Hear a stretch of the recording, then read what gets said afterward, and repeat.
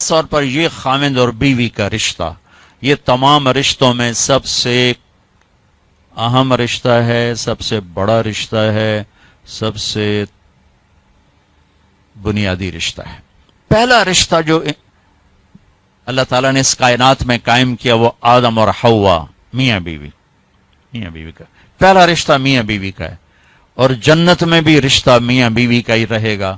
ہر آدمی اپنی بیوی کے ساتھ، ہر بیوی اپنے خاوند کے ساتھ پوری جنت میں الگ الگ رہیں گے، اور ابتدائے رشتہ انسانیت ہوئی ہے خاوند اور بیوی کے ساتھ۔ آدم علیہ السلام کو پہلے پیدا کیا، ایک پیغام دیا کہ کائنات کا نظام مرد کے گرد گھومے گا، عورت کے گرد نہیں۔ مرد الرجال قوامون علی النساء کا مطلب ہے کہ کائناتی نظام اللہ نے مردوں کے سپرد کیا ہے، اس کو چلائیں گے، یہ چل، عورت اس کی معاون بنے گی، مددگار بنے گی۔ اسے آدم علیہ السلام کو پہلے وجود بخش، ان کا پتلا بنایا، وہ پڑا رہا، وہ خشک ہو گیا، پھر اس میں روح ڈالی، پھر ان کو کپڑے پہنائے، پھر ان کو جنت میں ڈالا۔ اللہ نے اسی طرح حوا کا پتلا بھی بنا دینا تھا، ساتھ ہی ایک گارے کی ڈھیری بنا دیتے تو حوا کا پتلا بھی۔ اب خیال فرمائیں کہ اللہ نے عورت کو پہلے دن سے بے پرد نہیں رکھا، پہلے دن سے بے پرد نہیں رکھا۔ اللہ تعالیٰ کے ایک ڈھیری ساتھ حوا کی بناتے تو وہ کیا مسئلہ تھا، فرشتے ہی ہیں اور تو کوئی ہے نہیں، اور اللہ تعالیٰ ایک ڈھیری بنا کے چل بھائی آدم بن گیا، چل بھائی ہوں حوا بھی بنا دے، وہ بھی بن جاندی، دونوں ہی پڑے ہوتے نہیں، ایسا نہیں کیا ہے۔ حوا کی ڈھیری نہیں بنائی، حوا کے پتلے کو بے پرد نہیں رکھا، آدم کو سلایا، آنکھ کھلی تو پہلو میں حوا کو بٹھایا ہوا تھا، پورے لباس، پوری زیب و زینت کے ساتھ۔ تو آدم علیہ السلام کہنے لگے یہ کون ہے؟ کہ یہ تیری بیوی ہے، تیری زندگی کی ساتھی۔ اور عجب بات بتا، جنت جیسی نعمت کے باوجود آدم علیہ السلام جنت میں اداس رہتے تھے۔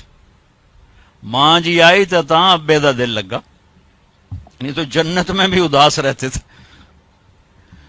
تو اللہ تعالیٰ نے نکاح پڑھایا، تو اللہ تعالیٰ نے کہا آدم بیگم کا مہر ادا کرو۔ تو یہ مہر پہلے دن سے ہے۔ مہر کیا چیز ہے؟ کسی کی بیٹی کی قیمت نہیں، وہ جو مالدار گھرانے کی بچی ہو یا کسی جھوپڑے کی بچی ہو، مہر کسی کی بیٹی کی قیمت نہیں ہوتا۔ تھوڑا رکھو یا ساری دنیا سونا بنا کے مہر بنا دو، ایک بال کی بھی قیمت نہیں۔ مہر ایک علامت ہے، ایک علامت ہے کہ آج کے بعد اس لڑکی کا خرچہ یہ لڑکا اٹھائے گا، جب تک وہ زندہ اور یہ نکاح قائم ہے یہ خرچہ خاوند، قوامون علی النساء، گھر کا نظام مرد چلائے گا، عورت گھر میں بیٹھے گی، نسل کو تیار کرے گی، تربیت کرے گی، ایک خوبصورت نسل اگلی نسل کو دے کے دنیا سے جائے گی۔ بہت بڑی جاب ہے ہماری عورت کی۔ تو اللہ نے کہا مہر ادا کرو۔ کہا جی کیا ادا کروں؟ تو کتنا سونا چاندی تھا؟